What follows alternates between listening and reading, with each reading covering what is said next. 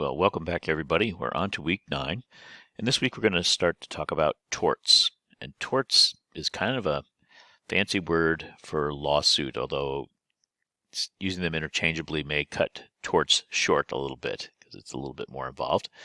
But that's the way I want you to start to think about it. The book talks about physical and personal torts separately. We're going to combine the two, and I'll go over that a little bit in a few minutes.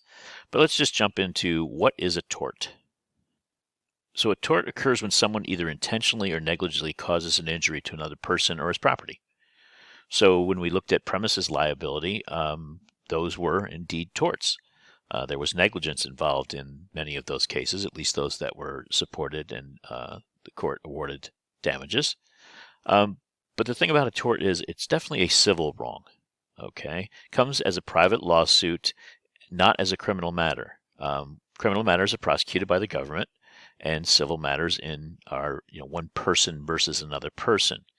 As I said, the book delineates personal from physical torts, and I have to tell you that I can't sometimes distinguish the two because many of these cases have elements of both.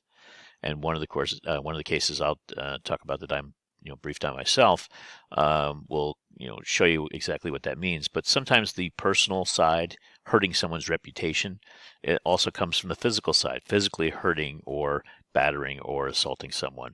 So the line gets murky. Let's not get hung up on that. Let's just think of torts as torts over the next 2 weeks and just understand that they are when someone intentionally or negligently causes an injury, and it's a civil wrong versus a criminal wrong in our case. So because torts are civil matters, they generally get their precedent from the common law, from case law, right? A tort wouldn't necessarily be listed in a statute, although it could, and we'll talk about that in a second. It gets a little complex there. But generally speaking, torts, the damages, the wrongs that court find and award damages to someone or don't award damages are based on previous cases and how the courts have ruled on that. It's found in common law. Now, some of the terminology can be the same. This is where it gets a little confusing. An assault and battery would be a tort, but it could also be a criminal statute. Again, the definition between a criminal act and a tort is basically where it is filed. And there's a great example of that you actually might remember. But let's talk just real briefly again to make sure that everybody's on the same page when it comes to torts versus crimes. Okay, torts versus crimes. Torts brought in a civil court, they are lawsuits. Crimes go to a criminal court. Now, a big difference is that in a civil court, the burden of proof is by a preponderance of the evidence. If something is more likely true than not true, then that is the side that will prevail in a lawsuit. In a criminal matter, it's beyond a reasonable doubt.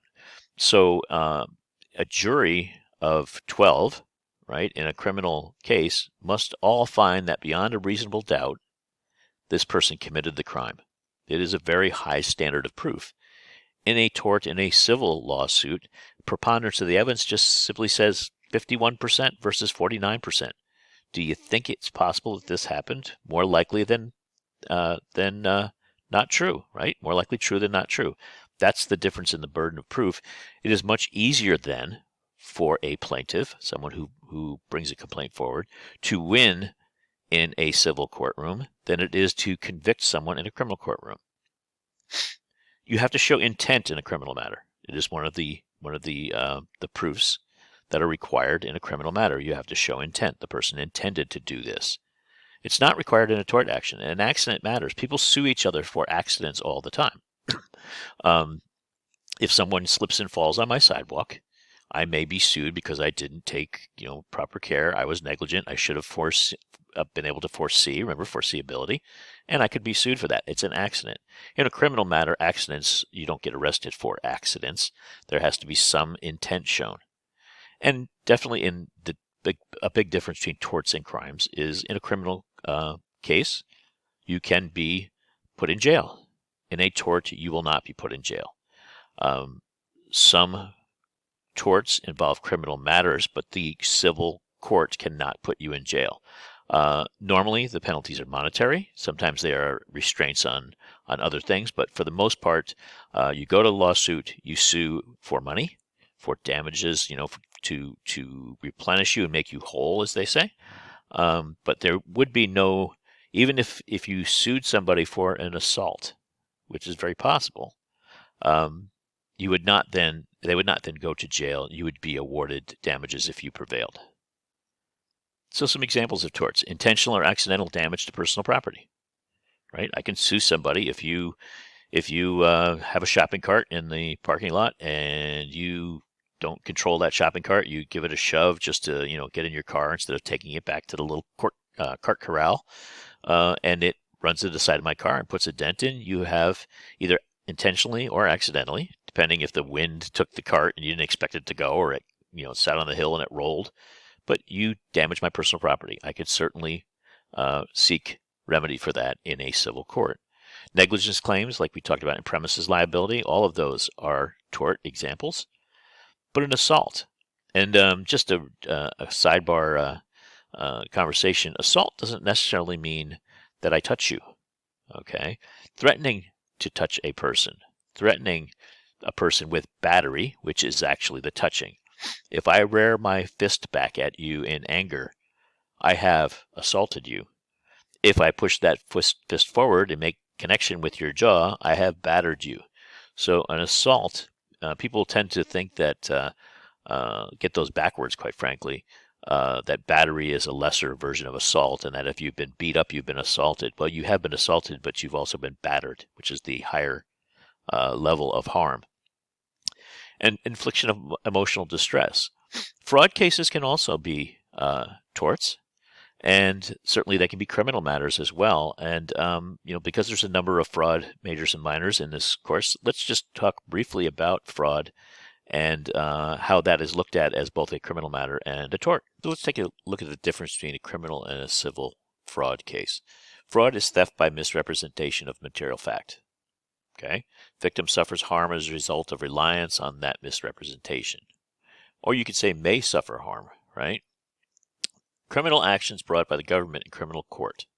We know the difference between a civil tort and a criminal matter, right? Because they come in different courtrooms, and we know that the criminal matter may result in jail time, where the civil matter normally is monetary damage. Let's just say that I have a side business. And my side business is that I call up people, and through social engineering and con games, I con them into giving me their name and their credit card number, expiration date, and the magic PIN number on the back of the credit card that makes it valid. This happens all the time. People call and con people into giving out credit cards. But let's just say I'm not going to use that credit card number myself. I have a buyer. I have a buyer who said, if you give me 200 valid credit card numbers, right, with names and the information I need to perpetrate a fraud, I will give you $100,000. And that's about, figured about $1,000 per card, right, that you could easily defraud. There's 200,000. Everybody makes money, right?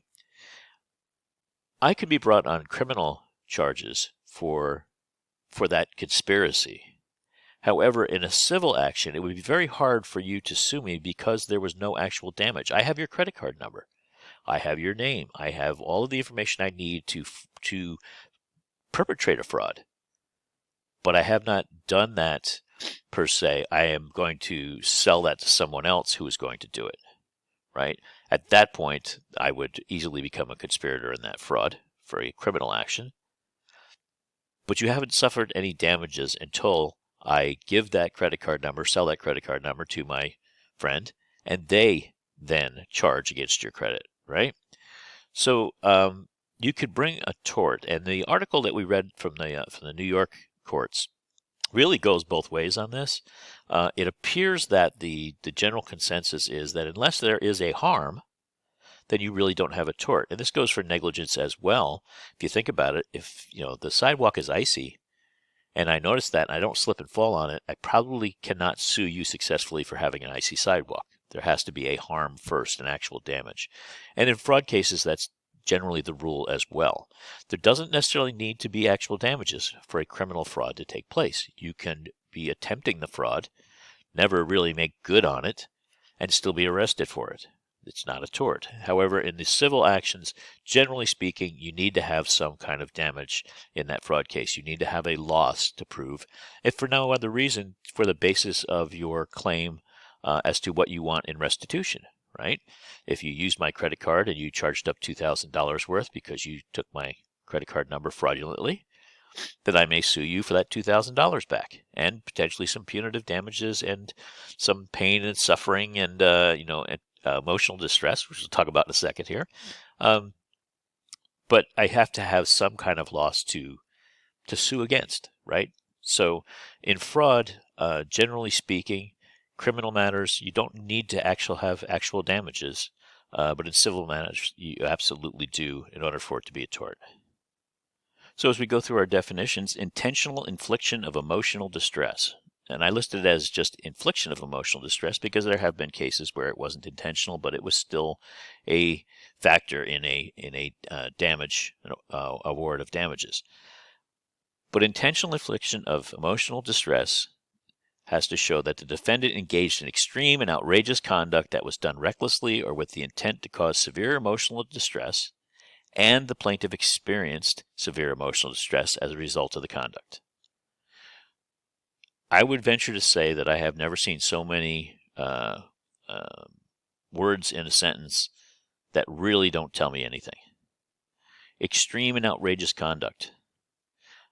There's an old saying that we use in background checks. When you look and you see someone who spent a year in jail for possession of 1 ounce of marijuana in Ottumwa, Iowa, whereas had they done that in New York City, the officer would have told them to spill that out on the sidewalk and don't be walking around with 1 ounce of pot.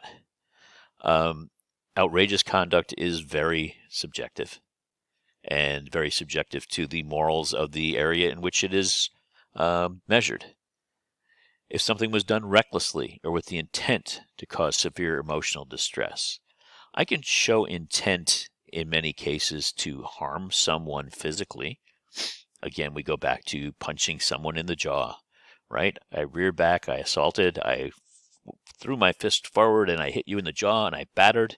Assault and battery, definitely intent to cause physical harm. But based on who you are, if I do that to Mike Tyson, I'm not so sure that would give him severe emotional distress. Many other things give him severe emotional distress, I'm sure, but being punched in the face is not one of them. It's what he does for a living.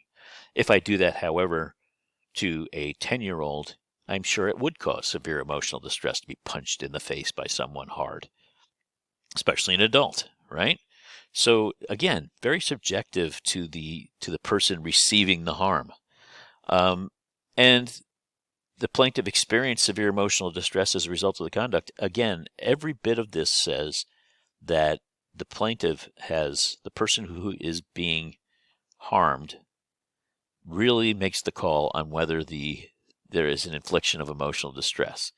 And it gets even worse when you really break this thing down, because it's very hard for someone to defend against this.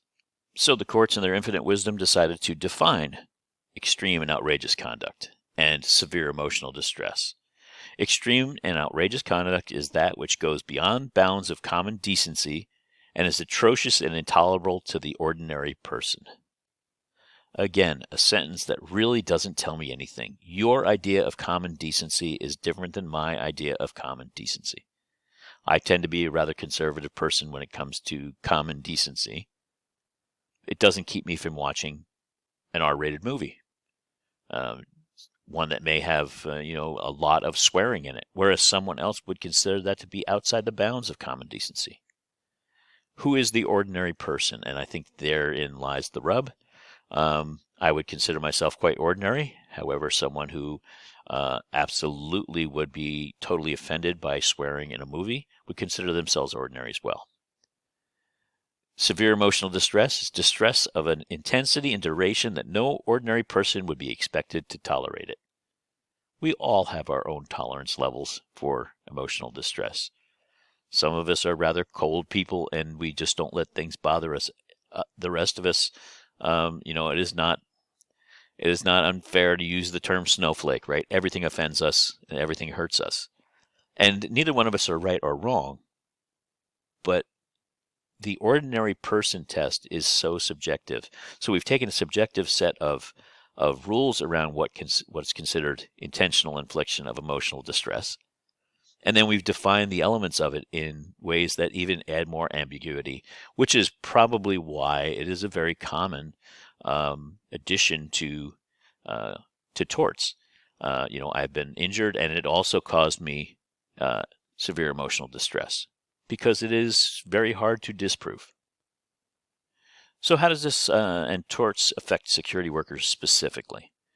Well, common intentional torts against security workers are assault, battery, false imprisonment. Almost all case law that you will find on the misconduct of security workers alleges assault, battery, or false imprisonment. And it stands to reason. Assault and battery are almost always related to you restraining somebody, right? Or you're removing somebody. You have to remember security workers normally include bouncers when they're doing statistics. So, you're a bouncer in a bar and somebody gets drunk and they need to be thrown out. You physically put your hands on them normally to remove them if they don't want to go quietly. And there you have an assault and a battery. Now, whether or not that assault and battery is actually that, and whether it is worthy of a tort, and whether a court would say, you inflicted the harm on yourself by your conduct, it's a whole other story. But generally speaking, assault and battery are related to security work in regard to torts. False imprisonment is another, and it's almost always related to detaining shoplifters. And we'll see that in the cases we read and we brief on.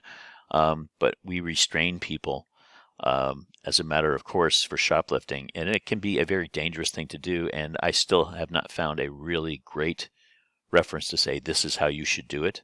Everyone has an opinion, and it forms based on case law, which is constantly changing.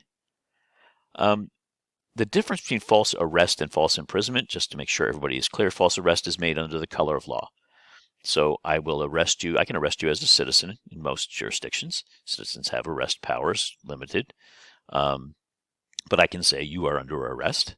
But that is a legal term, right? I have changed the status of our conversation. A police officer places you under arrest. Your free movement can now be contained while we investigate the potential charging of pressing of charges, if you will, by a prosecutor. A false imprisonment is simple detention.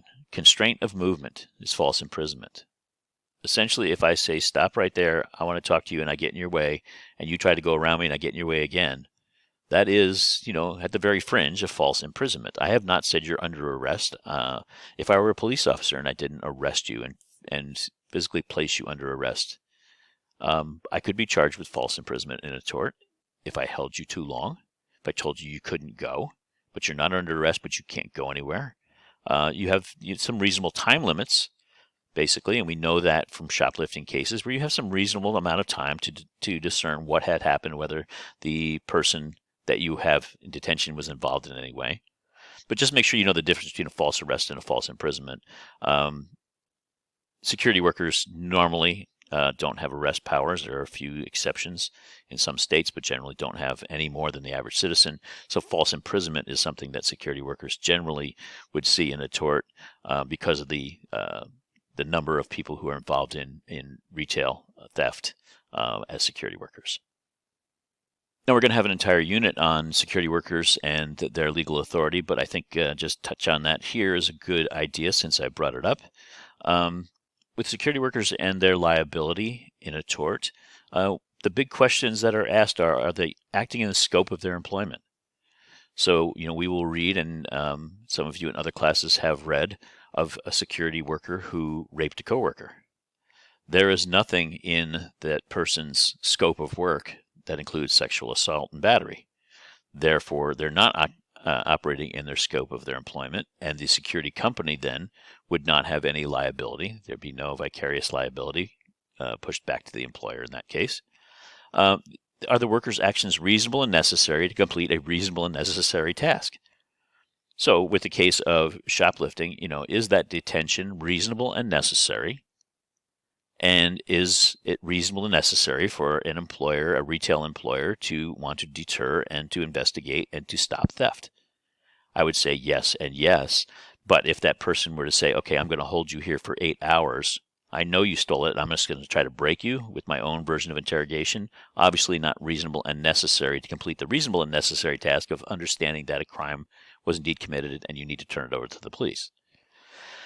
The relationship between the security worker and the venue or the organization where the act took place. There was a case that you will read about where bouncers were hired for a nightclub through a third party, and that third party was, in relation to the next question, responsible for the training and the professionalism of that force, and therefore the owner of the venue had pushed the liability off onto that third party. And in a tort, the venue, the owner of the property, was not responsible for the acts of that third-party security company. Now, that is one lesson that you will learn in security management is co-employment. And when you try to train and or direct the actions of contracted security organizations that you hire to provide a service to you, you then put yourself right in the harm's way of co-employment and thus become the subject of the tort, become a defendant because you have influenced that training and that the actions of that third party. So just real quick, we're going to have a full unit on this, and most people find it pretty interesting, actually, because there are some really great cases out there on the authority of security workers. But a lot of it has to do with the relationship between the security worker and the place that it took place, whether they're acting in the scope of their employment, which is the big one, and whether what they're doing is reasonable and necessary. Again, a bit of a weasel word, as we call them, right? That doesn't really tell you much. Reasonable and necessary to you is different than reasonable and necessary to me. But I think in general, we understand that reasonable and necessary, we can probably come to an agreement on whether something was reasonable and necessary after a discussion. So as we go through the cases this week, and I've got, I think, 3, maybe 4 cases to quickly go over with you, they're considered torts of a physical nature. But again, the whole idea of personal versus physical, the first case I'm going to talk about, the person sued because a security person in a shoplifting case put their hands on them, but they also alleged that it was racially motivated. So the first one would be physical. The second one I would say would be personal. So let's not get hung up on that. The book separates them. We separated them into 2 units because that's the way the book is separated. I thought it was just an easy way to break up 2 weeks, quite frankly, and use those terms. Don't get hung up on physical versus personal because oftentimes there is a gray area in the middle. And almost any time that there is a physical tort, there is some claim of personal injury. And so, personal, how do I put this? Injury to the person's psyche, okay? A non-physical injury that is claimed. So let's not get hung up on that. Let's just call them torts. The next couple of weeks, we're going to blend together. But this week's cases come from the section in the book on torts of a physical nature, and the cases that I will also describe are definitely of a physical nature primarily. So, but don't get hung up on it. Nobody's going to ask you on a quiz or a test whether this is a physical or a personal tort, because I oftentimes cannot distinguish them myself. So our first case this week does come from the text, and it's Muhammad Asad Ali, MD, versus Walmart Stores, Inc. from 2005. The incident took place in 2003. Court case settled in 2005. So Dr. Asad is in a Sam's Club with his mother. Both are of Pakistani descent. Mother is dressed in traditional Pakistani clothing. They are shopping, and Dr. Asad picks up a case of Brita water filters, and they come in a pack of 6, and he picked up a case that had been opened. The plastic on the outside, the shrink-wrap type plastic, had been cut. He picked it up, put it in his cart, went around, did the rest of his shopping, got to the cash register, put it up on the counter with everything else. Cashier noticed that it had been slit and said, "Oh, look, this has been opened," and she put a piece of tape over the open package. Sealed it because it, to her, was obvious that this was just a damage as opposed to anything else. Store security stopped Dr. Asad in the parking lot and checked that case of filters that should have had 6, and in that case box were 7 filters.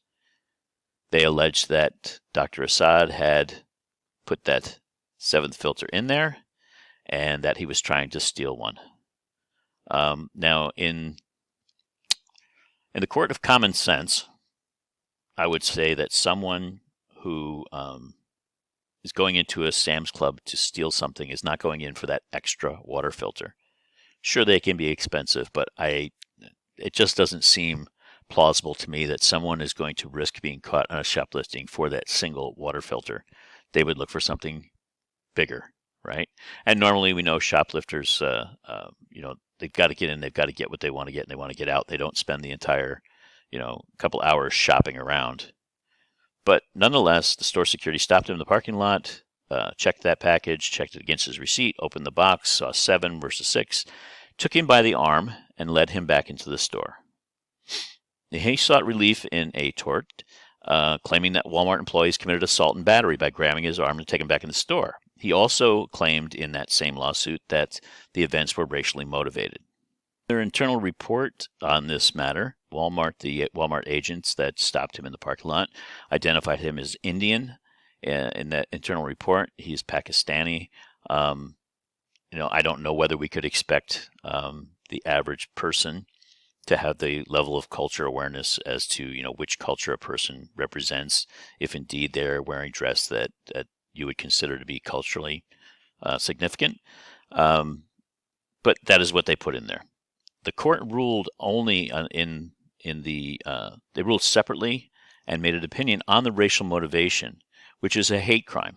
So in this case, had they found in his lawsuit that indeed the Walmart folks had used racial motivations, then that would have opened the door for a potential criminal investigation. It would have, went backwards. Normally, there's a criminal matter and then a civil suit to follow. This may have gone the other direction, not necessarily, but it could have. The court dismissed it, though. They just said that Walmart agents did not show a racial motivation. Now, in order to do that, they went to case law, and they cited the Johnson case, which is a pretty often cited cases when it comes to racial motivations in torts, which is very clear. And if you read the book, you'll see why it's very clear that the level of racial animus, which is what the court uses, has to be severe.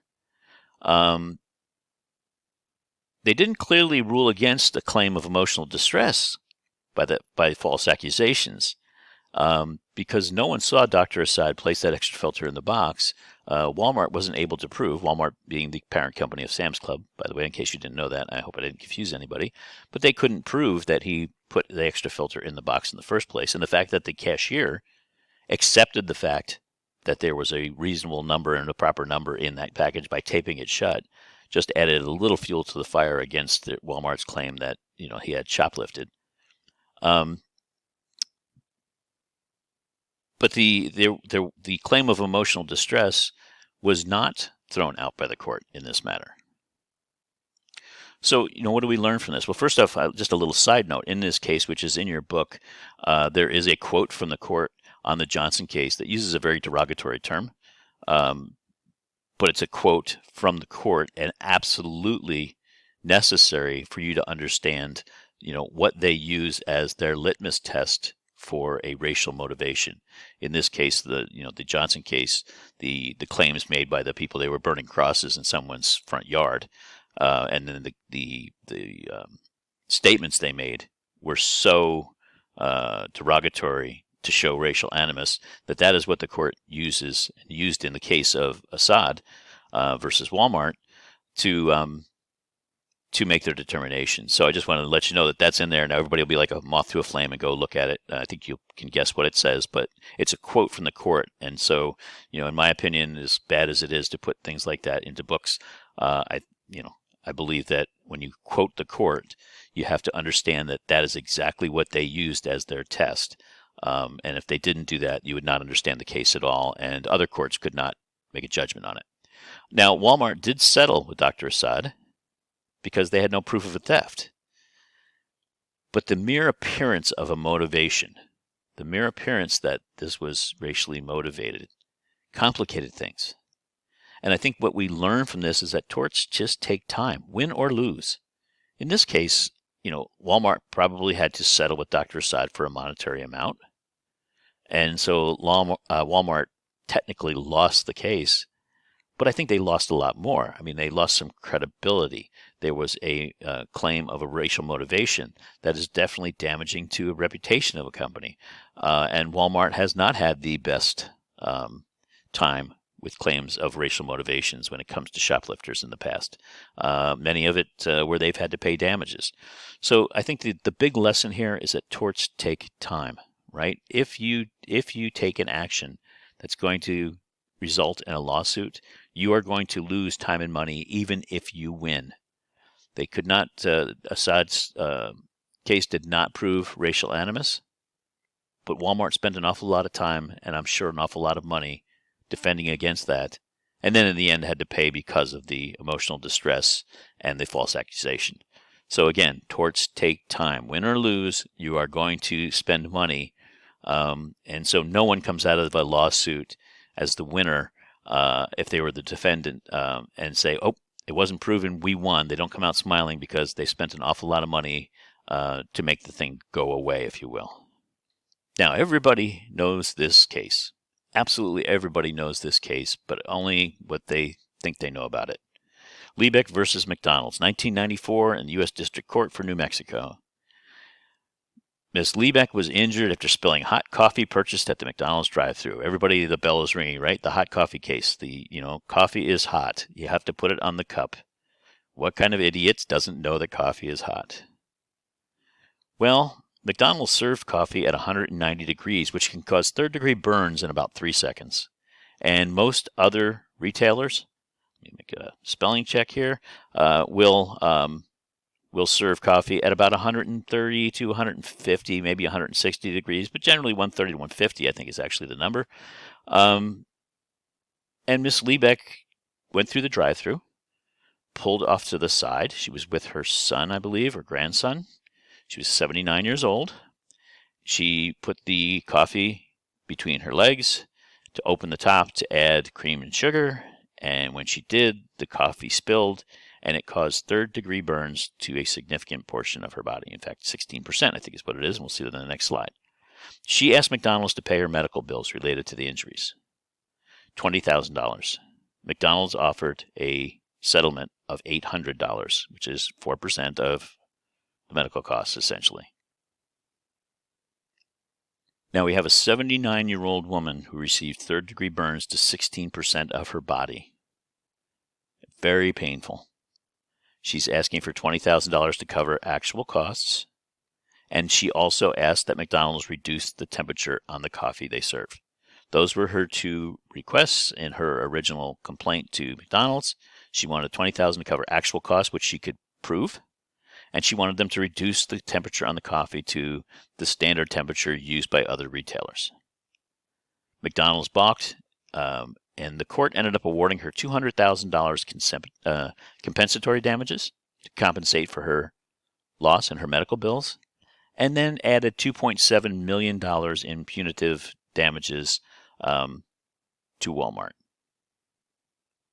Now, the award was cut back some. I believe in the end, Ms. Liebeck got $500,000 from McDonald's. And then McDonald's, of course, had to reprint their cups with caution. Coffee is hot on the side of it, which we all kind of make a little joke about. But the initial request was for medical bills. McDonald's makes about $1 million a day selling coffee. I believe that's the number that they use. So one day's sales was $1 million. They were asked to pay $20,000 to make a problem go away, and they balked at it. And it cost them a heck of a lot more than that, and kind of made them the laughingstock of the McDonald's coffee incident. Well, what did we learn from this in our particular game? Well, you don't ignore complaints, and McDonald's kind of ignored it. The $800 settlement number most likely came from a franchisee, the manager of the restaurant. Here, we'll give you this, go away. In that case, they ignored the complaint, and they ignored the potential for future complaints. Right? If this happened to one person, is this absolutely an isolated incident? I would venture to say someone gets burned minorly by McDonald's coffee just about every day. But 2 or 3 of these could have been disastrous for McDonald's. And again, $1 million a day in sales. They didn't report this potential tort to their legal representative. They tried to handle it themselves with small, offerings to Ms. Liebeck. Again, a very sympathetic plaintiff, 79-year-old woman, burns on 16% of her body from your product. I'm not so sure that's one of the things that you can ever fix, right? It won't ever really go away. And had McDonald's just addressed the problem, reduced the temperature, paid the $20,000, they would have had no further issues. The issue wouldn't have never reached the fever pitch it did in public opinion. But they decided not to fix a wrongdoing. If something is wrong, fix it. Addressing a problem is not necessarily an admission of wrongdoing. Had McDonald's reduced the temperature on the coffee and given her $20,000, another person came forward and said, well, last week the same thing happened to me. Now you owe me. It's not necessarily, well, you're wrong because you fixed the problem, so you were aware of it. You're aware of it when you're notified of it. Ms. Liebeck made them aware of the problem if they weren't already aware of it. So if there's a problem that someone makes a complaint about, you should investigate it thoroughly, even while the legal machinations between the parties, your lawyers and that person's lawyers, you need to examine the problem and fix the problem. If it's a slip and fall, you don't leave the sidewalk icy, because if you all of a sudden start salting it, somebody's going to think you must have known it needed salt before and therefore you're guilty. You fixed the problem. That's the other takeaway. So we know, don't ignore complaints, fix problems, and torts, again, will cost you money and time. So our next two cases, and the last two cases I think we'll talk about this week, involve intentional versus negligence torts. And so negligence we talked about a lot in premises liability. Remember, there needed to be an injury. You had a duty of care. There was foreseeability. There was indeed negligence. And there was approximate cause. There was a connection between the injury and the negligence, right? Remember all those things from week 3? Well, in intentional torts, it's when a person intentionally acts in a certain way that leads to another person's injury. So a slip and fall, there's an injury perhaps. I had a duty of care as the owner of the property. If indeed the sidewalk had been icy for the last 2 weeks and I never made any effort to clean it up, there was foreseeability and negligence, and there was approximate cause if the person slipped on that sidewalk and hurt themselves and the sidewalk was the cause, then I'm negligent.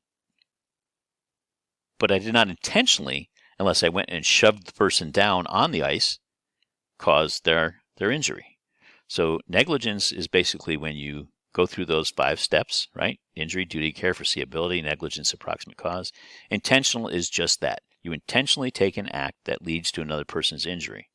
And that is much harder to prove, and we're going to see in these next two cases that are somewhat connected, although they happen in different states about 10 years apart, how the courts are changing their opinion on what is intentional versus what is just simply negligence.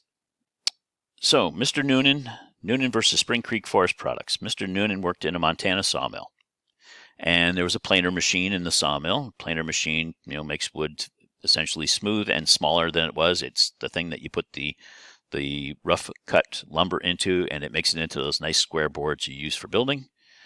And it had been the subject of at least a month-long complaint because there was a missing safety guard on the machine. And people at the factory had complained. Noonan went to use the planer, and his hand got caught in, and he received a very gruesome injury from this. I do believe he lost a thumb and several fingers, and a good portion of flesh from his wrist to his elbow on his left hand, if I'm not mistaken. He sued the sawmill under a true intentional tort. He said that because he had told, he and others had told the sawmill that this safety guard was missing, and they did nothing about it, they intentionally caused the harm to him, the injury to him. The court found differently under the rules of exclusivity. And the rules of exclusivity in Montana and in many other states at the time, 1985, said that the exclusive remedy for being hurt on the job is workers' compensation. Unless you can show clear intentional, much like the punching in the face, right? The very clear intent to harm you, you have one recourse when you are hurt on the job. You may collect workers' compensation insurance, which if anybody's ever done that, it's about the same level as unemployment insurance. You basically take a loss on what your normal pay is, and you sit home and wait to heal if you can get back to work. Or if not, then you normally transition to a Social Security program. But the rules of exclusivity say your exclusive remedy, in this case, was workers' compensation, not a lawsuit, not an intentional tort. So poor Mr. Noonan is sitting at home in Montana with half his left arm gone, and he's collecting a limited amount of pay because he can't go back and work in the sawmill. Fast forward 10 years later, we have Berkley versus Boeing in Washington State, 1995. The previous case was 85. In this case, the Washington courts established an exception to the rule of exclusivity. So at a Boeing plant in Washington State, 14 workers were exposed to harmful chemicals. Boeing said that the level of chemicals were below acceptable, or were below the acceptable levels, so that workers should not have been harmed. But workers were still getting rashes, headaches, dizziness, and nausea. The general consensus is that even though there may have been some record in Boeing's own internal records that the chemicals were safe, workers were still getting these symptoms.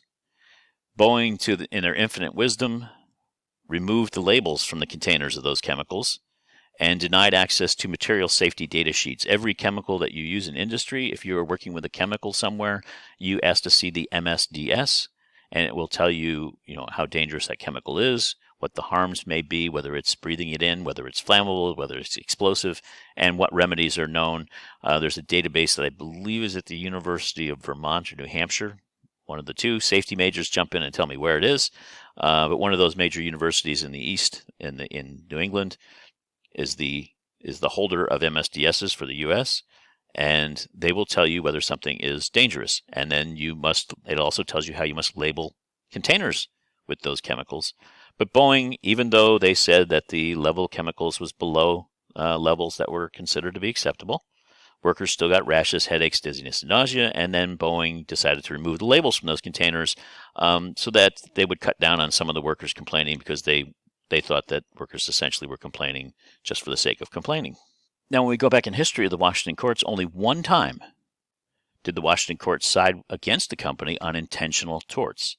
So of all the injuries that happened, just like Noonan in Montana, right? The rule of exclusivity says you're injured on the job unless you can prove true intent, then it's workers' comp. They did have that, that out that you had to prove some real true intent, but nobody could ever prove it. And in Washington, only one time in the history of the workers' compensation, which had been going on since, I believe, 1917 or 18, only one time did someone ever prove an intentional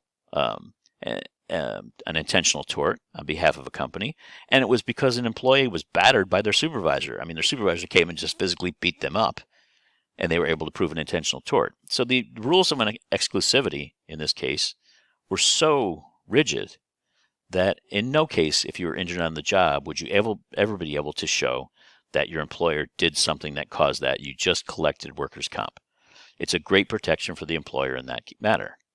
In past cases, the injury was the trigger. Remember, Noonan had no cause for action until he was severely injured, right? Once the injury happened, then he had a cause for action. He could say, okay, now I can sue you. Now he lost the lawsuit, or he had the cause to action to go get workers' comp. But until he was injured, he had no recourse. In Berkley, the acts go beyond gross negligence of the employer. That's the big thing. Actual and willful disregard of knowledge by the employer of continuing injuries to employees.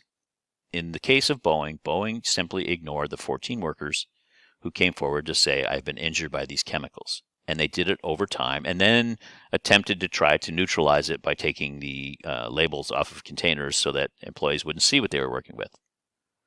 The court found in this case that the claim of true intentional tort was valid. That's a turning point in this case. If this case then goes higher and it goes to a federal court, and the federal court where Washington State and California and Montana potentially sit in the same district, then this would become binding on those other states. And the laws have evolved since 1995 to where the rule of exclusivity is very, very fluid right now. And when someone is injured on the job where before they had no recourse but the exclusive recourse of going on workers' comp, now if they can show that a company knew or should have known of the hazard, then they can sue for an intentional tort and be awarded damages. So what does all this teach us? Well, ongoing issues can rise to intentional torts. An intentional tort doesn't necessarily need to be that single focused act of punching someone in the jaw. The ongoing issues at Boeing of them ignoring the chemicals became an intentional tort. Now, for a security manager, let's look at a seatbelt in your security patrol vehicle. If the seatbelt is broken and the guards report it to you, you say, yep, I'm going to get that taken care of, and you never do, and they report it again, and yep, I'm going to put that on the list, and it never really gets taken care of, but you continue to let them drive that vehicle, and they have an accident. Could it be an intentional tort? I would think so. And if they die, it certainly would be. But if they were injured in that accident and the injury was exacerbated by the fact they had no seatbelt on, certainly they could sue. The rule of exclusivity and on-the-job injury, meaning workers' comp, could certainly be overridden by a court in that case because it was an ongoing issue, just like the Boeing issue. And again, the courts have really started to reverse on this, and more people are suing their employers for injuries on the job, where not just 30 years ago they didn't have any recourse in that regard. You need to identify items that might cause a liability proactively. And if you find things that could cause, like broken seat belts and stairways that need repair, things that would normally be considered negligence could become, in a workplace, level of intentional tort. And the difference being intentional torts pay more. That's the big difference. In a negligence claim, let's say you'll make a $10,000 award for someone's negligence. If you can prove it's an intentional tort, the courts are certainly going to award more than that. It raises the bar on what you're going to pay out if it can be proved to be an intentional tort, and exponentially so. If you find things that could cause a liability, even negligence items, once you know about them, the old saying is you can't unring a bell. You know about it, now you must act, you must do something. Identify the remedies, raise them to your leadership if you can't get the things done yourself, right? If you don't have control over the guy who shovels the sidewalks, then raise it to leadership that the sidewalks are icy and need to be fixed. Okay, faulty equipment, any potential hazards need to be removed from use. And as a security manager, there is a fair amount of equipment that you use. In our physical security class, which some of you are taking now, we talk about locks. And if someone could get locked into a room because the mag lock on the room is not tied into your fire system, and you know that it's a potential hazard, it would be an intentional tort if someone were to be seriously harmed in a fire or some other emergency because they couldn't exit the room. So as security managers, understanding that a negligent item can become an intentional tort if ignored is a huge thing, something that you need to address. So this week we had our lecture, and we talked about torts, and we talked about intentional torts, and we talked about a lot of things, right? And we will continue this discussion on torts next week, and we'll lean a little bit more next week toward things like defamation and libel, right? The harms to someone's personal psyche. But again, they're all torts, and we're going to handle them that way from our study perspective. You viewed the lecture. Thank you very much. There is very limited amount of reading, with the exception of the cases that you're going to read. So, just one short article to read. However, you'll be reading cases. So there'll be some reading from both the text and from one additional article that I put in there, and it's a pretty short one. You have legal briefs to write. We're going to use the same IRAC method, and they're due on Thursday. And then you have responses in which you comment on briefs of others on cases other than the one that you briefed on, and that's due on Sunday. So, as a reminder, you're responsible for reading one student brief from each case at a minimum, right? You can read the cases yourself. They're in the book, the ones that have been assigned, and you can just read those yourself. You don't need to understand them chapter and verse, but you need to have a general understanding of the concepts of the case. I think the easiest way for you to do that is to brief on the case that's assigned to you, then go in and read one student brief from somebody that you trust, whose work that's you can understand, and read their brief on the other 4 cases. There's 5 total cases. You'll brief 1 and there's 4 others, and get a general understanding of the case. Your team leader is going to be reaching out to you to brief you on the next steps of our preparation for week 14. They'll be coming up with a method that your team will use to answer the questions when I throw scenarios at you, how you want to handle that. And you guys can work that out yourselves. You're all grown. The briefing format when doing the case briefs: IRAC formula, issue, rule, analysis, conclusion, and example. We added example in there, just as we did in week 3 and 4. I provided one in week 3, I believe, so that you could do it in week 4. Use that same format. And in fact, if you have your old brief that you did, if you did it correctly, then I would just take that and use the headings as a cut and paste, right? You'll just change the wording in them, in the narrative, but you keep the same format, and that's a great way to do it. So that's how I do it. I have I just go back to an old brief and I copy it over, and then I just add in the new narrative and put in the new rule and put in the new analysis and the new conclusion. But I always keep the same format because it's easier to read them that way. If you have questions, please contact me. And with that, have a great week.